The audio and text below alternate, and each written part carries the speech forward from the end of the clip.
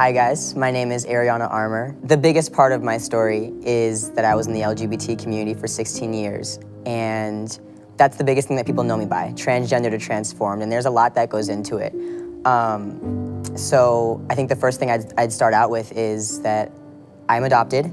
I grew up in a religious household, so it was more, you go to church every Sunday and, you listen to the pastor speak, but there was no feeling, there was no presence of the Lord there. I knew of Jesus, but I didn't have my own relationship with him, if that makes sense. So that's how I grew up in my, relationship with God was, I know you're there, but I don't really know who you are. And I was 4 years old when I started dealing with same-sex attraction, and it happened in Sunday school. I remember it just like yesterday. I was 4 years old. I was sitting there in Sunday school, and this girl walked in, and I remember, wow, this is the most beautiful girl I've ever seen in my life. And instantly, I slumped down in my chair, like sank in my seat, and I was ashamed that I was a girl. Keep in mind, nobody had ever talked to me about attraction. Nobody had ever talked to me about sex or sexuality or anything like that. But in that moment, I knew she's not gonna like me because I'm a girl. Around when I was 7 years old, I came out officially as a lesbian. I was a stud, which means I was a girl who dressed like a man and behaved more manly and all those things. I came out at school, and I came out to my parents. As I grew up, I started dealing with, aside from, the gender identity and sexuality, I started dealing with a lot of anger and rage and violence because I was so hurt deep down, but I was the type of person that if I was hurt, I just bottle it in. Because anytime I had expressed how I was feeling, whether it was about my identity or about God or just anything at all, it was shut down. I ended up in a lot of mental hospitals on a lot of medications for things that I didn't even have. But because people were scared of me and they didn't know what to do to help and they didn't know what they could do, they decided to put me in a lot of mental hospitals, psych wards, medicines, counseling, psychiatrists, all of it. I've been in and out of mental hospitals at least more than 10 times in my life. So that also played into me pushing God away because I didn't understand why on earth a loving God would give me all these mental issues and allow me to struggle and suffer with these feelings and desires and these thoughts that I didn't ask for. And when I sought help, it became worse. So it ended up making me resent God more. Once I had turned 18, I started transitioning and I started taking synthetic testosterone and I was ecstatic. I remember as soon as I took the hormones, I remember telling everybody on social media, I'm finally free. This is finally the person that, I'm finally becoming the person that I was always meant to be. And I remember posting it everywhere, guys, I'm almost there. I was planning to have breast removal surgery. At the time, I was in a relationship and I had been with that person for 6 years, and I believed that this was my wife. Genuinely believed it. After I started transitioning, I had been taking testosterone for 2 years.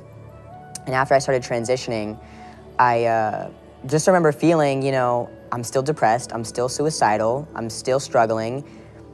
Nothing really changed about my life except for my body, becoming a man didn't really help me.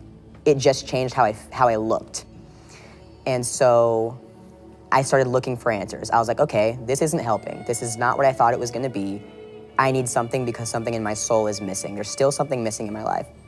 So ended up homeless, and I was working out at the gym at the time, and this girl she asked me to go to church with her. And keep in mind, she worked there. And she asked me to go to church with her, and I remember saying, no, God doesn't want somebody like me in the church. I don't belong there. I didn't tell her that I was trans, and at the time, you couldn't tell. I passed very well as a male.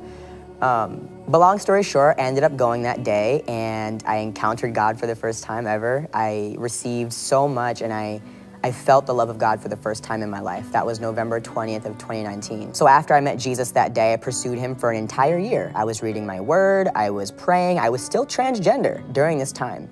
And a year later, I was living with my ex at the time, bought the ring, about to start my life with this person, and I'm in the prayer closet, and I'm like, God, why am I not seeing breakthrough in my life? I'm doing everything you asked me to do, and all of a sudden, God speaks to me and gives me a vision. And he says, in this vision, there was a man and a woman on one side, and then on the other side, there was a man and a woman and a woman. The man and the woman had babies. It was like glowing really bright, and it was like generations went down the line. And then On the other side, with the man in the man and the woman in the woman, there was a red line under their feet, and it was black, because you can't recreate life that way.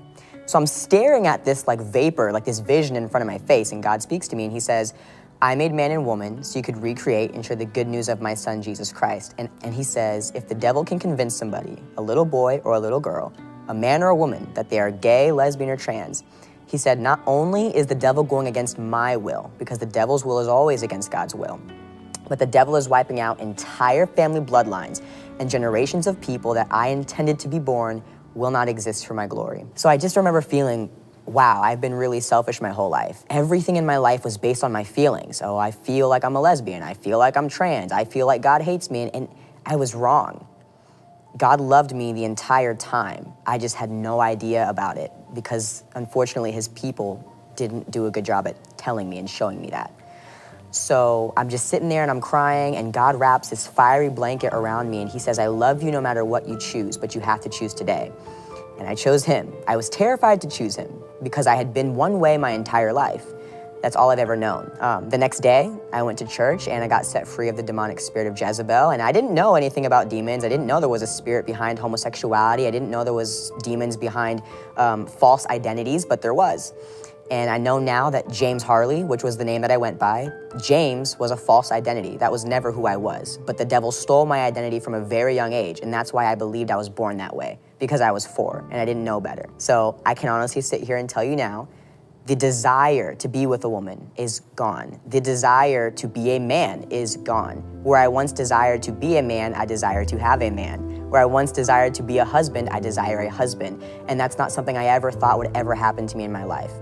But once I allowed God to change everything, and I put myself in a position to say, you know what, I'm gonna put myself aside, I'm gonna put me away, and everything I want, I'm gonna put it over here to fulfill your will, not mine.